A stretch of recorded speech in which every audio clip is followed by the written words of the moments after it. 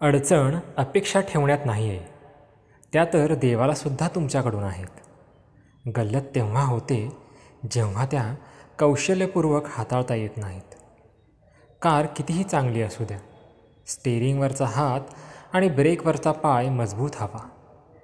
काहीही करा, गोष्टी स्वतःकडेच पुन्हा वळून येतात. दोष बाहेर दिसले की समजायचं मनाने तुम्हाला भ्रमित केलं. माणूस म्हणून तुमच्या सामाजिक जबाबदाऱ्या निश्चित आहेत, परंतु तुमची इंडिव्हिज्युअल आयडेंटिटी त्याहीपेक्षा मोठी आहे. सरपणावर चढलेल्या देहाच्या जबाबदाऱ्या हा समाज कधीही घेत नसतो. त्यामुळे ठराविक मर्यादेच्या पार जाऊन कुणाची पर्वा करणं हा आत्मदाह आहे. स्वतःचा आनंद हा सर्वोत्परी आहे. आनंदी माणूसच समाजात आनंद पसरवू शकतो. माणसाचं खरं चारित्र्य तेव्हाच समोर येतं जेव्हा तो नशेत असतो. मग ती नशा पैसा, सत्ता, ज्ञान, रूप किंवा दारू ह्यापैकी कशाचीही असू शकते.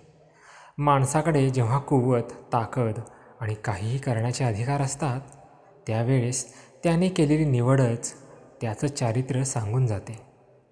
इतर वेळी फक्त कोल्ह्याला द्राक्ष आंबट असतात. शांत मन हे दुधारी शस्त्र आहे. शांततेचा एक क्षण अहंकाराचे डोंगर उद्ध्वस्त करू शकतो. बलवान मनुष्य कुणाला म्हणावं? पालापाचोळा झटकावा तसा भूतकाळ तो झटकू शकतो. भविष्याला लाथ घालून वर्तमानाला कवेत घेऊ शकतो.